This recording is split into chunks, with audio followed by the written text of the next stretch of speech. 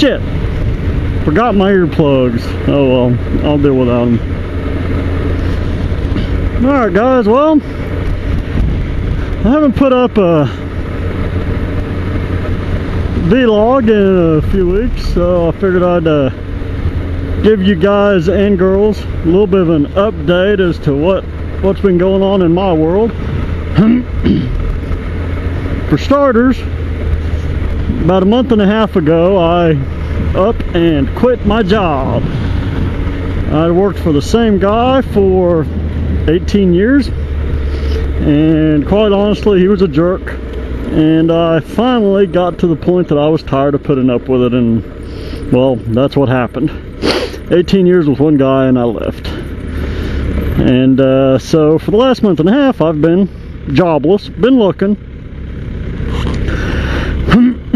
But I finally got another job. Got that squared away. It's actually for a company that has 9 offices. One's here in Oklahoma City. Conveniently, there's another in Austin.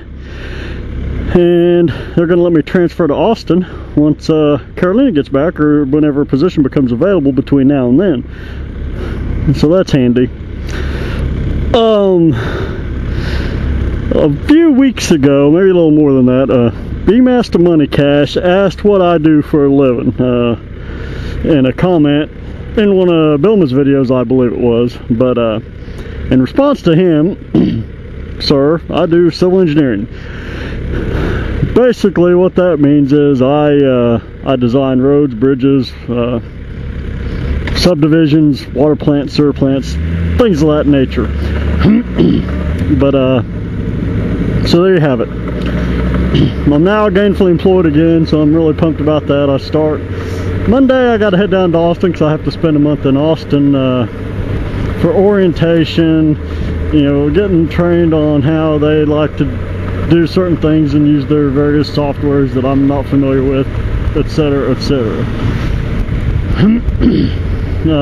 Also, in that 3 or 4 week lull, since I haven't really posted lately, I crossed the 100 subscriber mark. I'm sitting on 145. That's really cool. Thanks guys, I appreciate every single one of y'all that actually care to listen and watch and pay attention to what I've got to do. I get a lot of really good feedback on the stuff that I do, so I appreciate that, and I'm glad that y'all enjoy it.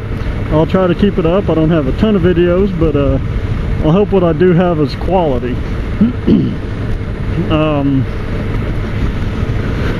There's a topic that I've been wanting to talk about for a few days. I just hadn't really had a chance to get out and ride, and I've been waiting for that, really. I know that sounds silly. I haven't had a chance to ride. I don't have a job. Well, I do now, but I didn't.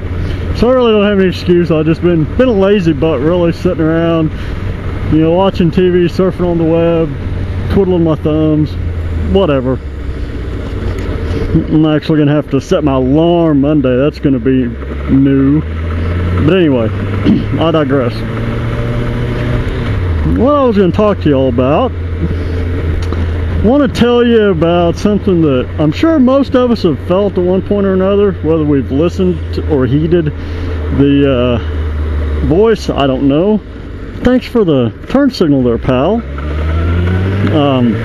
6th sense. No, I'm not talking about seeing dead people. I think as a motorcyclist, most of us have a 6th sense. We just have a feeling when we need to, you know, be in that lane instead of this lane. Check up on this guy, you know, don't get right up on, you know, that guy, whatever it might be. You kind of have a feeling for things. My perfect example that I wanted to relay to you guys, several years ago I got a wild hair that I was going to ride to Colorado for a long Labor Day weekend. I had made reservations to do some Class 5 rapids down the Colorado River, and I was really looking forward to a long weekend out of town. I was going to ride my Hayabusa out there and just, you know, put some miles on the bike, do a little bit of rafting, you know, a little bit of drinking, you know, in the evenings, just having a good time, you know, things you do when you're on a little bit of a vacation. And I'd packed up that week. I'd gotten all my ducks in a row. I left the office Friday at 5 o'clock. and I was packed, so I went straight home, got my bike, and headed out of town. And as I probably wasn't half an hour out of town, and I was riding to Amarillo that night, which is about 3.5 hours. I was going to have a good steak, good night's rest, and then boogie on to Colorado. Well, most of the way out to Amarillo, I just had this really nagging feeling that I needed to be off of my bike, and I have never felt that way before.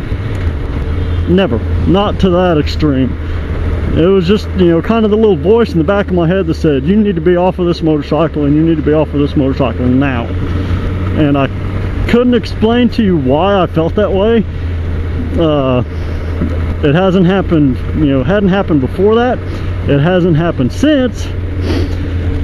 And at first I thought it was just butterflies. Bilma and I've talked about the butterflies before, especially before we take off on a long trip, and that's just kind of what I chalked it up to. But the whole time I was riding to Amarillo, I just couldn't shake it. I still felt, get off the bike, get off the bike. Something didn't feel right. So I got to Amarillo, and I decided when I got there that I would sit down and have dinner, good steak.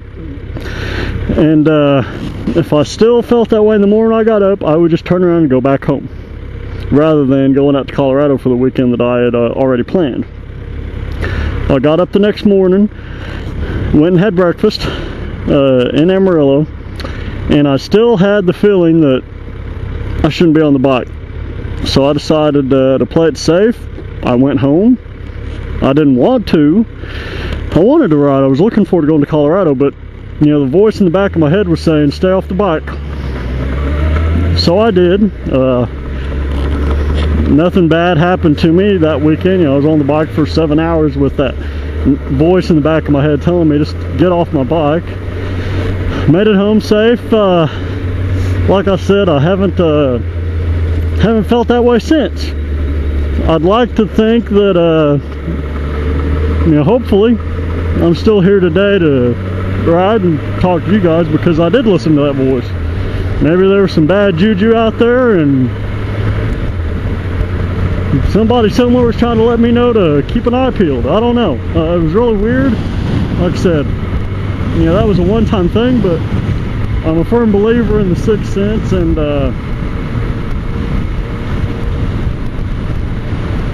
anyway,